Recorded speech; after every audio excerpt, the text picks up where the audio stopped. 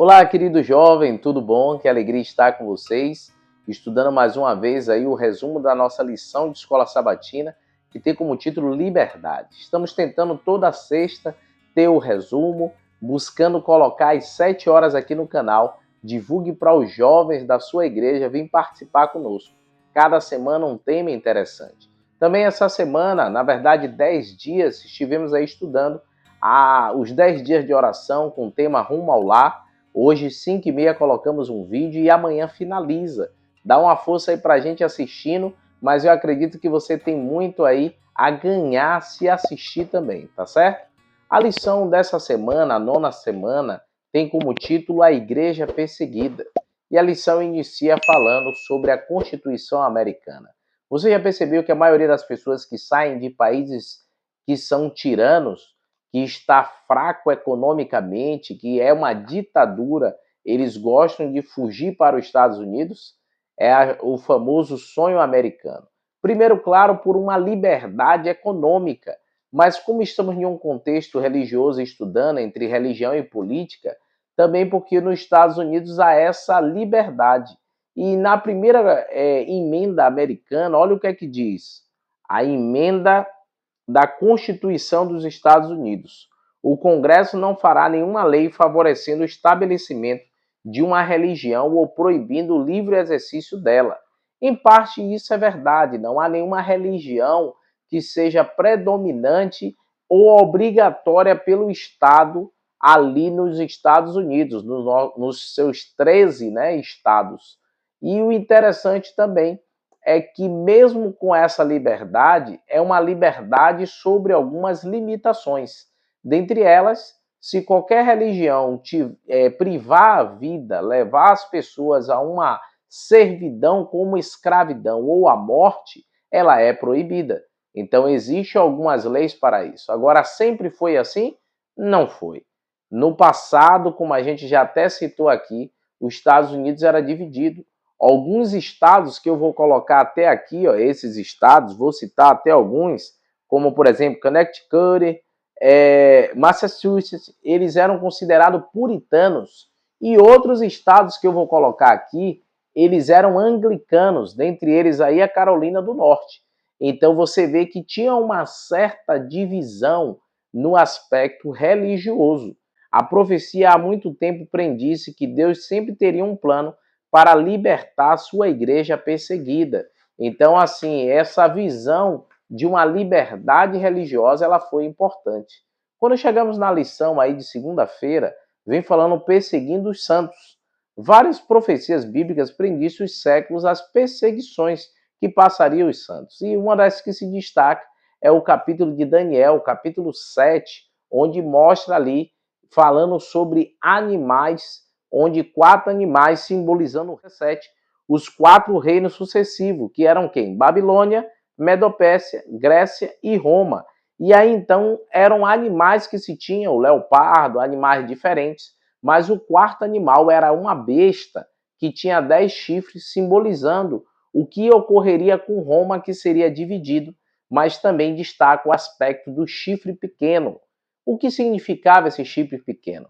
E aí então, como era Roma dividida, esse chifre pequeno se identificava como Roma papal. E o Apocalipse também fala sobre esse domínio da besta que sairia do mar, que seria então um poder que um poder que tomaria o domínio do mundo. Apocalipse 13, de 1 a 10, fala sobre isso. E este poder, ele iria perseguir para que as pessoas seguissem a sua vontade. Esse período de perseguição durou 1260 dias. É aquele período que fala em Daniel, capítulo 7, de um tempo, 2 tempos, metade de um tempo, ou 42 semanas, Daniel 7, 25, e Apocalipse 12, verso 6. Um dia, então, profético é o mesmo que um ano. Então, esses 1260 dias, na verdade, era 1260 anos. E quando é que começou esse período? Assim que o papado assumiu esse poder, envolvendo ali o imperador bizantino, Justiniano, ele então colocou, junto com o Papa, houve esse domínio a partir do ano de 538. e só tomou fim no ano de 1798, quando o general Berthier, que trabalhava e lutava junto com Napoleão na França, prendeu o Papa e diminuiu esse poder papal. Seria a ferida sobre o chifre pequeno, que diz que esse chifre se recuperaria, mas ele seria ferido para que então acabasse a perseguição dos santos de Deus. Esse período então de recesso, podemos assim chamar, foi um desenvolvimento importante para o evangelho.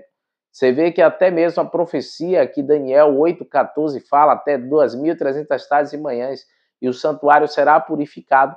Nós acreditamos que essa profecia de Cristo passar do santo para o santíssimo, ela começou em 1844, que foi justamente depois desse período onde as pessoas eram privadas de ler a Bíblia, agora tiveram a oportunidade de ler, crer e confiar no Senhor. Sobreviveram então a essa perseguição. A Bíblia não mostra nenhum favoritismo, ela é honesta em relação aos que há tanto de bom como de ruim no cristianismo.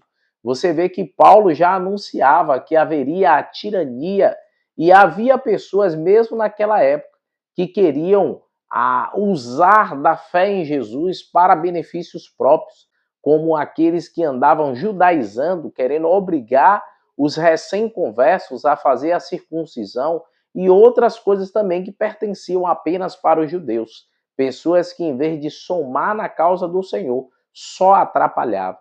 E você vê que muitos disso aconteceu quando se uniu igreja e Estado. Nunca foi uma bênção para o cristianismo, e sim uma maldição que sempre atrapalhou.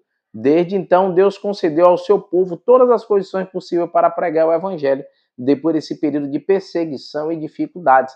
Porque os primeiros cristãos passaram, teve esse período escuro de 1260 anos, que mais se matou em nome de Deus do que em qualquer outra época da história. Por isso que até no livro de história a gente aprende como o período negro, né, do cristianismo, período difícil, e onde se matou e se fez o mal. Mas mesmo assim, Deus fez com que a sua verdade permanecesse.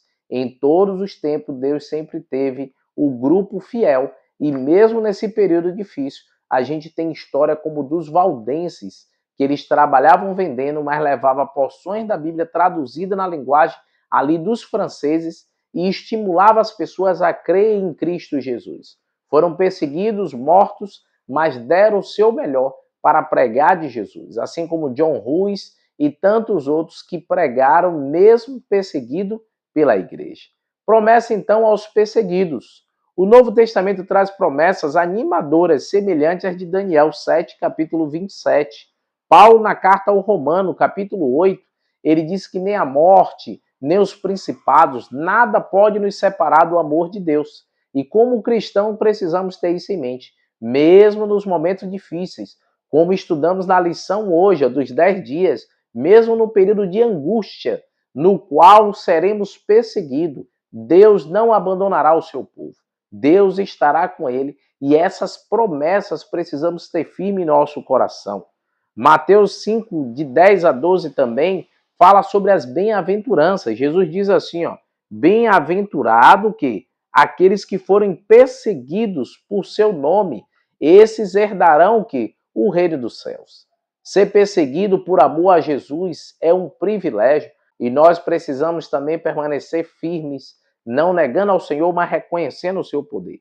Embora os opressores possam tirar propriedades e vidas, a palavra de Deus promete que eles jamais poderão tirar nosso amor, alegria ou esperança.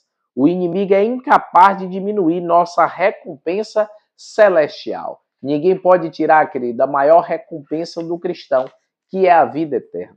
Lembre-se, quando os cristãos foram perseguidos, seus sangues serviram foi de adubo, porque quanto mais cristão morria, mais cristão se convertia.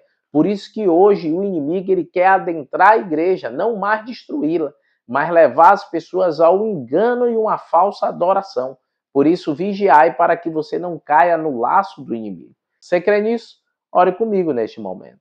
Querido Deus, ó Pai, abençoe a cada amigo que vê no canal, que eles possam, Senhor, aprender de Ti, se esforçar na fé e continuar fazendo o que Te agrada. Ajude-nos, Senhor, a passar pelo período de perseguição confiantes e crendo em Ti. Cuida de nós no nome de Cristo Jesus. Amém, Senhor. Deus os abençoe, queridos. Brigadão por sua presença e até a próxima sexta, a 10ª lição. Não deixe de estudar aí durante a semana. Tchau, tchau, queridos. Um abração.